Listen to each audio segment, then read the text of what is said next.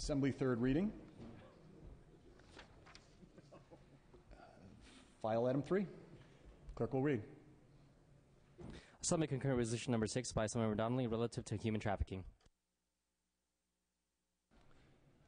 Mr. Donnelly.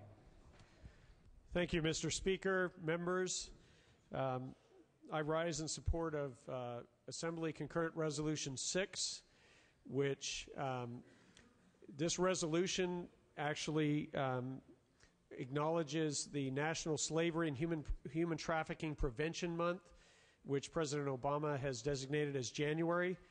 And it may be the only time that I agree with President Obama, and it may come as a shock to some of my colleagues, but I think it's a great idea because this is an issue that has not gotten the kind of attention that it needs. It is an extremely serious issue. We have, according to the CIA, 15 to 17,000 men, women, and children that are trafficked into our country every year. Girls as young as 6 are sold into sexual slavery and prostitution. We have a 13-year-old that was sold for domestic servitude right here in California. And I know that many of you on both sides of the aisle have been outspoken advocates and activists on this issue. And so protecting the innocent knows no party lines. And I think that when you're up against an epidemic of unspeakable evil, I think the important thing is that we speak as one voice and that we show these perpetrators, these people who traffic in crimes against humanity and against the innocence of children, that we show them that we speak with one voice. And I invite anyone that wishes to rise, especially some of my colleagues that have been leaders on this issue, that have been outspoken on this issue, that if anyone would like to rise and make any comments, I defer to them now.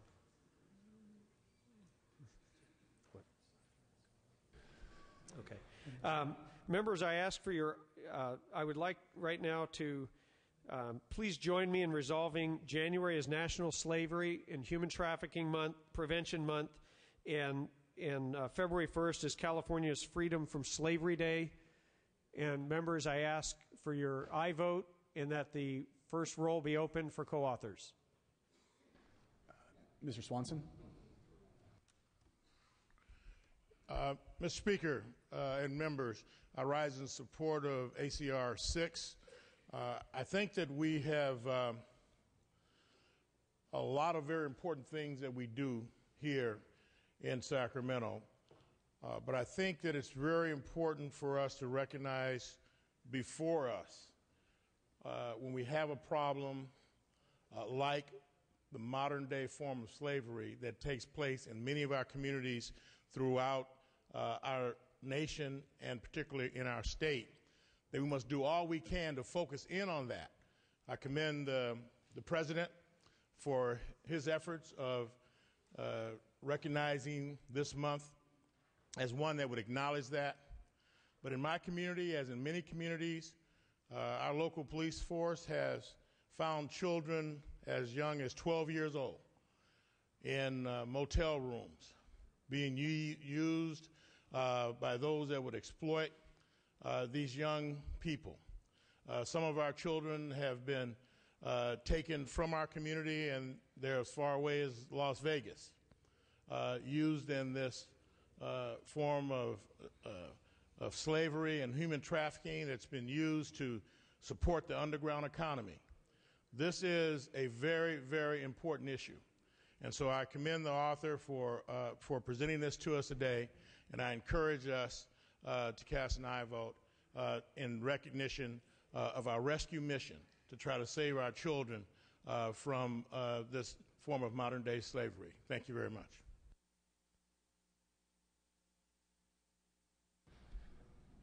Mr. Cedillo. Mr. Speaker, let me take the moment to thank you for providing us this opportunity. There were early on a lot of inquiries about my seatmate and I and whether or not we would get along and who we were and what was in your mind when you sat us together. And I want to thank you because I think the results are evident. you can see that my seatmate and I are getting along fabulously. And I applaud his effort because there are problems that are universal. And there are problems that we can focus on in a bipartisan manner when we get to know each other, when we begin to understand each other, develop that confidence and that faith in each other. And so I stand to both applaud your leadership, my seatmate, ask all to join this because these are symptoms of challenges that confront us. Challenges that confront us with respect to the change in the global economy, changes in technology,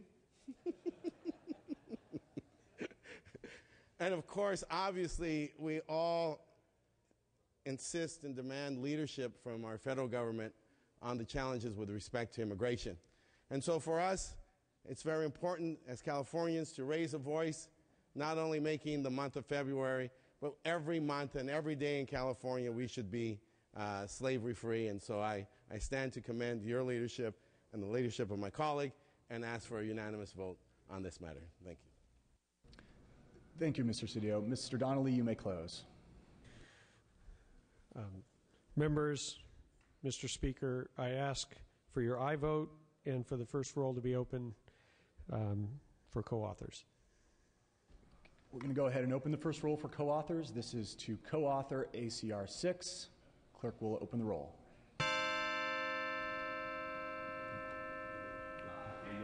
Yeah.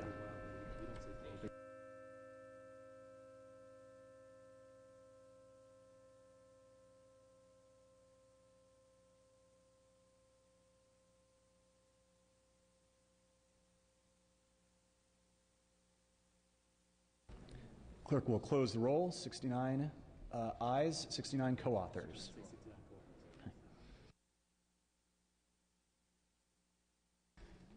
Members, without objection, we're going to take a voice vote on this resolution. All in favor, please say aye. Aye. All opposed?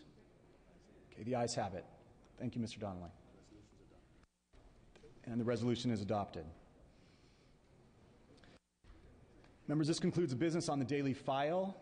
We will now move to announcements and adjourn in memories.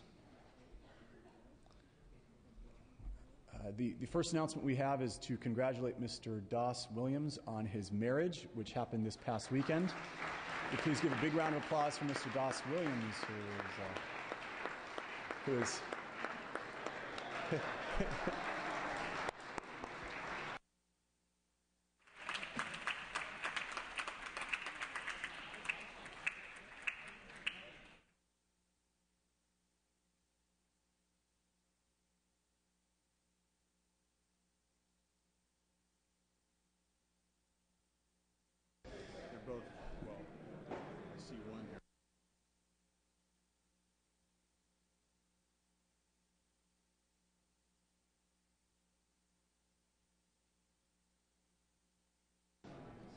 Okay, we're going to now move to adjourn in memories.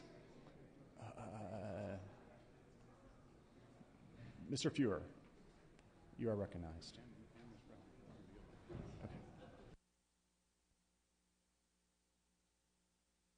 Okay, Ms. Brownlee, you are recognized. Thank you, Mr. Speaker. I rise to adjourn in the memory of Robert Sargent Shriver, Jr., who, as we all know, launched the Peace Corps for his brother-in-law, President John F. Kennedy, and led the war on poverty for President Lyndon Baines Johnson. Sargent Shriver was the father of Bobby Shriver III, named for his father, the oldest son, who was elected mayor of the city of Santa Monica in my district last May, and Maria Shriver, who resides in Assemblymember Fuhrer's district, our state's former First Lady. Sargent Shriver was 95 when he died last week in Bethesda, Maryland.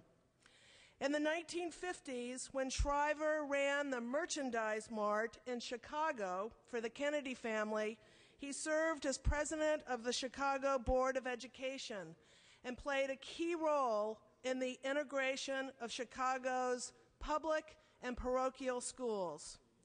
He once said, "If education does not create a need for the best in life, then we are stuck in an undemocratic, rigid, caste society."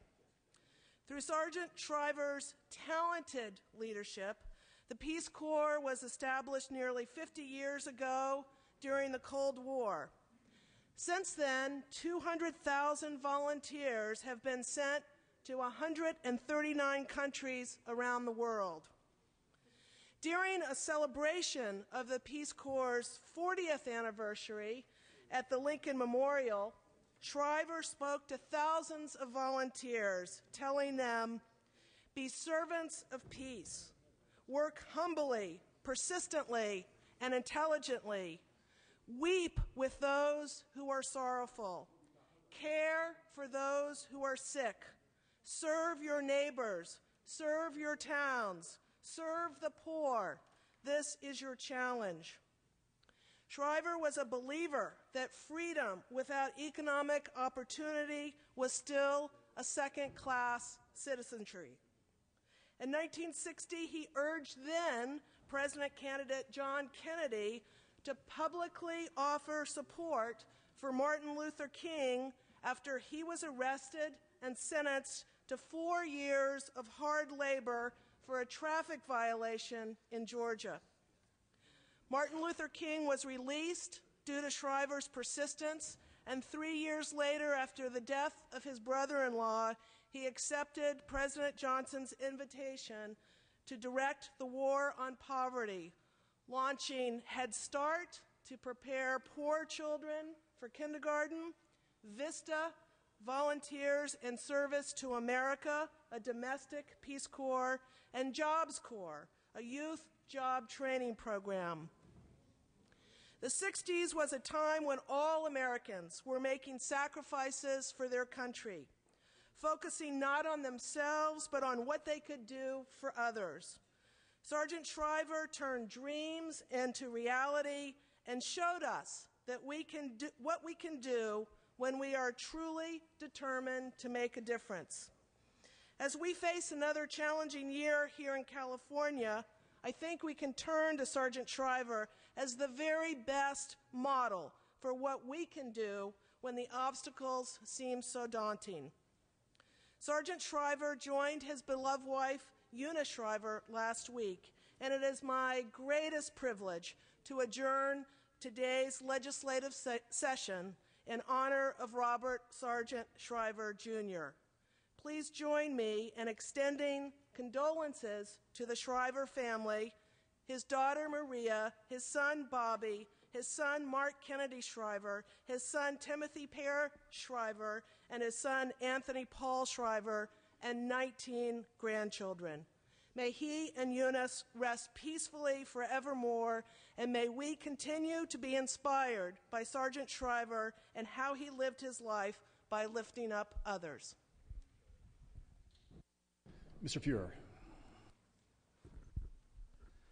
Thank you. Well, here we go. Thank you, Mr. Speaker. Ms. Brownlee did an exceptional job of very comprehensively describing the life of Sergeant Shriver. And I have to say, I almost never rise to stand and adjourn in memory of someone. But this was a moment that I felt it was important to take advantage of, to help celebrate the life of Sergeant Shriver. As Ms. Brownlee mentioned, it would be enough reason to stand here that his daughter, Maria, is a constituent of mine. But more than that, and even beyond some of the things Ms. Brownlee mentioned, Sergeant Shriver has been an inspiration for many of us in ways that are often not discussed. There are a number of members of this body who at one time in their lives either served on or helped support programs that provide free legal services to those in need. You know, I used to run such a program for many years. Not only was Sergeant Shriver an inspiration to those of us who took that path, but for Sergeant Shriver, there would not be such programs in the United States, because among his notable accomplishments was the creation of the Federal Legal Services Corporation, and the program that assured that in every state in our country, if you had a problem, probably the most difficult problem you ever faced, and needed a lawyer and couldn't afford to spend a penny for it, nonetheless, you could have some access to justice. And those of you who served here a couple of years ago will recall a very special opportunity that we had. I authored legislation to create the first program in the United States that assures, on a pilot project basis, that if you are a civil litigant, that you have a right to a lawyer when you're confronting problems that lead you to wonder whether you will have a basic necessity of life. The honor was particularly great because that legislation is named the Sargent Shriver Civil Counsel Act. And it's named that precisely because of his leadership in this area.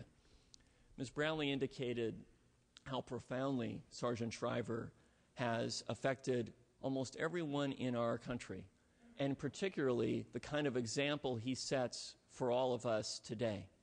It's very, very sad, of course, that he passed away. But perhaps more important than the sadness one feels at his passing is the example he set by the way he conducted himself, by the vision that he brought to bear every day in pursuit of public service, and by how he treated other people every day, which is also something of legend. Thank you very much, Mr. Speaker. I ask we all adjourn in his memory. Thank you, members. Please bring that name to the desk to be printed in the journal. Announcements. Session schedule is as follows. Tuesday, January 25th, we have a check-in session. Wednesday, January 26th, we have a check-in session. Thursday, January 27th, we have floor session at 9 a.m. All other items remaining will be passed and retained. All motions shall be continued. I'm ready to entertain a motion to adjourn.